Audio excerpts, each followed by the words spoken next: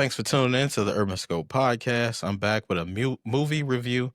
Now, I'm reviewing the Ballerina movie. It's a spinoff of the John Wick series, a prequel, so to speak, of covering a young woman who, and spoiler alert as well, a woman who, had the aspirations of being a ballerina, but her father was an assassin like John Wick was, and she's trying to avenge the loss of her father throughout this movie.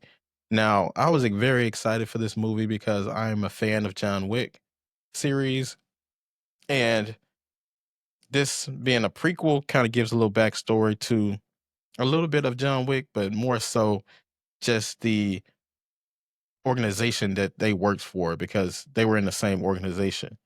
Now, I still have to watch the Continental series. That's a spinoff that's on Peacock. That was like a short series or small series that they did of a couple of episodes about just the Continental, the hotel that's the safe haven for these people that live in the assassin world. That's supposed to be crime off, crime free, and things like that. Now, going into this movie, I didn't have really any expectations, but after seeing the movie, I definitely will be probably a fan of this series just because of the storyline and how well written it was, similar to the other John Wick movies that were very well written, and this was this the same, and they had great acting as well. But off the first watch, I love this movie just because of the action, as always in John Wick, and then of course the storyline and the acting as well. So, and there were a lot of creative scenes in this movie, and I'll talk about those here in a little bit. But the running time for the movie was 125 minutes, which is a little bit over 2 hours. Didn't feel that long for the most part because of the action and the thrill and just a great storyline to keep you engaged and not thinking about the time and things like that.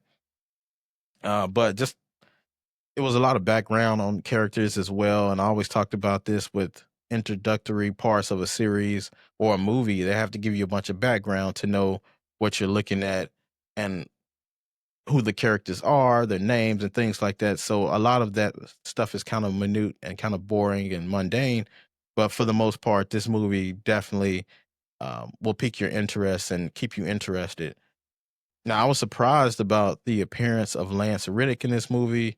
Now, I'm a huge fan of The Wire, and he passed away a couple of years prior to John Wick 4 being released, and he was in this movie, but it felt like AI. I'm not sure if they filmed this movie prior to him passing. I doubt it. So it felt like AI. I didn't get a chance to read any articles to see what was his role in this movie, and was it real or not. Now, if he's in another ballerina movie, I would think it was AI. It had to be AI because no way they recorded three movies before he passed away, especially with the time frames and things like that. But nevertheless, rest in peace to Lance Reddick.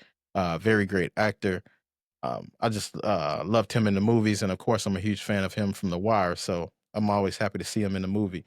Um, but this movie also showed the continuance, as I talked about before, of the Continental, which I thought it was a safe haven. And one of the opening scenes, there was a fight scene and a shooting scene inside the Continental, which is, if you know anything about that hotel, is very rare. And you could be sentenced to be unalived if you're doing any kind of crimes in there. It's pretty much crime, it's supposed to be crime free, a safe haven. So, um, but yeah, that scene was kind of crazy. Just seeing that, I was like, wait a minute, I thought the Continental was supposed to be crime free, but it wasn't. So, but I love the role that hotel plays in John Wick, and the importance that it has, and the owner too, his transparency in the movie as well. But Eve Macaro's, who is Anna de Armas, her role was great, and then showed the start of her assassin career, and how the flaws that she had, which I would love to see just a side note, I would love to see a John Wick prequel as well, because we don't know a lot about his story. We just know that he was an assassin, his wife died, and he started all of this stuff over again because somebody killed his dog and someone stole his car. That's all we know. We don't know how he got into profession. None of that. So it would be nice to have that prequel as well. And they talked about having more sequels that are unannounced, and I believe that will be one of them because John Wick did make a few appearances in this movie. He wasn't a main character, of course, but he did make a lot of. He played an advisory role, and so to speak, for her. But I think the opening scene of this movie was a good setup. The opening scene, was very dramatic with, or traumatic, I should say, with the main character Eve being, hidden from the other assassins trying to take out her father, and they eventually take out her father, and it shows why her journey started, and the revenge tour that she was on, for the vengeance for the unaliving of her father.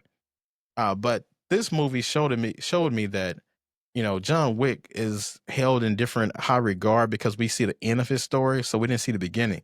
But a lot in this movie, she was beat up and she was like stabbed and she was tossed around and things like that. And I was like, man, she's not like John Wick, even though it's supposed to be similar. But if we saw John Wick's beginning career, he probably was handled the same way. And we've seen John Wick get hurt before. It's just very rare. It might be once a movie. She probably got hurt every scene that she had some kind of action, filmed in it. But that just showed you, her flaws starting off. And, of course, she probably got better with more training and things like that. But we just didn't see that from John Wick. But I like seeing that from her story because it kind of humanized these people. Because when we think about John Wick, we don't humanize him as much because he can go a room with 100 people and come out.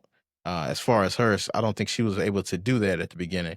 She was dealing with a smaller crowd, and things like that. But um, there was not a lot of dialogue in this movie. More dialogue than John Wick 4, of course, because it was like 3 hours of movie and there was only like 400 words or something crazy. But this movie had more dialogue, but it was just like a regular John Wick movie where a guy just walk into a building and say, "Hey, I'm looking for so and so." They will say, "We're not going to provide them," and they get to action. It's Tom and Jerry every time. It's on site on these movies. There's not a lot of talking, and that's what I like. It's a lot of action and it's a lot of uh, storyline, so to speak, but it's not a lot of talking, which is kind of great in the viewer's eyes if you like that. But the best scene that I liked in this movie was the flamethrower scene, which the only other time I've seen a flamethrower was in the Grand Theft Auto video games. And in this scene, it was a lot of flamethrower action instead of guns or fighting. And you usually don't see flamethrowers in the scenes. And I think this was iconic, and they did this for a reason.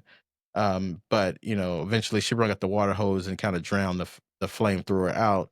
But it was a crazy scene just to see, and man, I wonder how much money they spent on this scene and the flamethrowers and all that stuff because it was definitely an amazing scene, and you have to check it out. It's probably gonna be one of the iconic ones, like the Kill Bill scenes or something along those lines. But you definitely have to check it out. I thought the twist in this movie were not impressive. Of her finding out that was her sister that she thought was dead, and her sister thought she was dead. I wasn't a big fan of that twist, and it really wasn't a big twist in this movie. I think the action is what really sold the movie. It really didn't even need a storyline with the action, but the storyline nevertheless was great.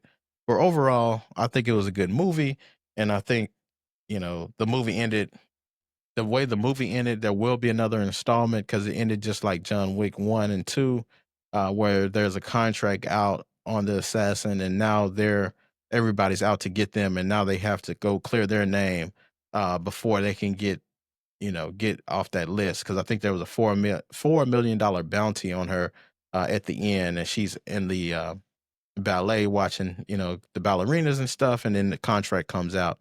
So I believe there will be another movie, pending if the movie makes enough money, which shouldn't be a problem because it's from the John Wick series. They should make an exorbitant amount of money and definitely have a sequel, especially with the plans they have going down the line. But if you haven't checked out the movie, definitely check it out. It's a must see. As a big fan of the John Wick series, so as always, until next time, I'll see you next time.